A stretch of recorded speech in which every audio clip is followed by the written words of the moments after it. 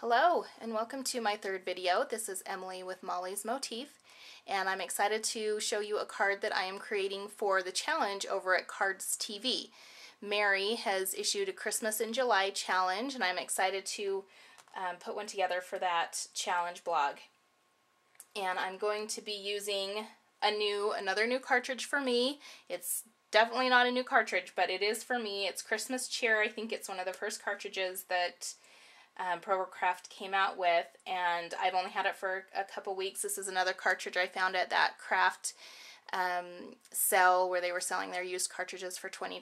So I was excited to find this, and there's just a lot of cute images. It is one of the very first cartridges I think that they came out with, but I'm sure most of you have this one, and I'm really excited to be able to use images from this cartridge this year for my Christmas cards.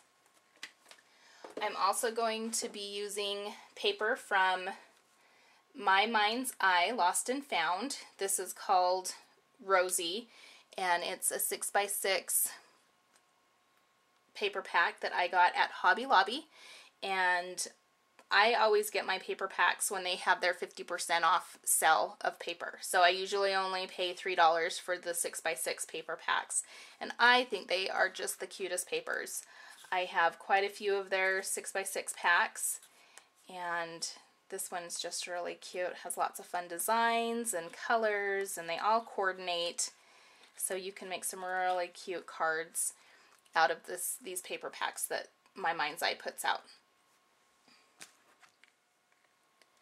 Okay, so the images that I am going to use from the Christmas Cheer cartridge is the Santa Claus. I cut him out at 4 inches. And his little checklist, the little scroll, and I cut this one out at 3 inches.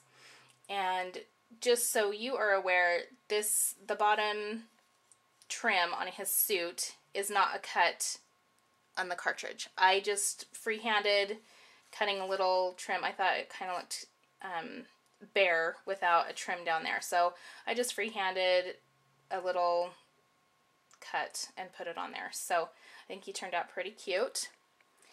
And the scroll, I just did 2 colors of brown that complemented each other for the scroll, and this was cut at 3 inches. So I'll just be kind of putting it together like that on my card. And the 2 papers that I chose this, there are 2 types of gingham.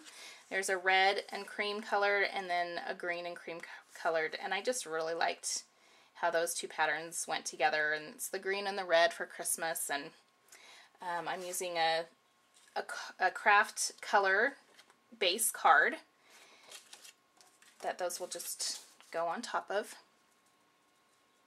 like so.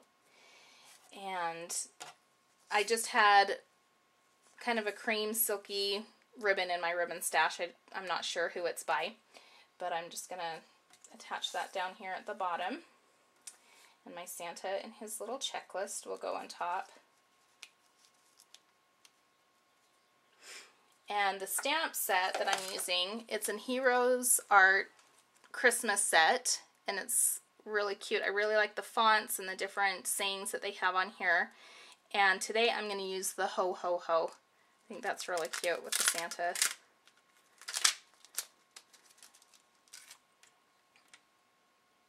And I'll just be acrylic block. I'll stamp that up in my corner.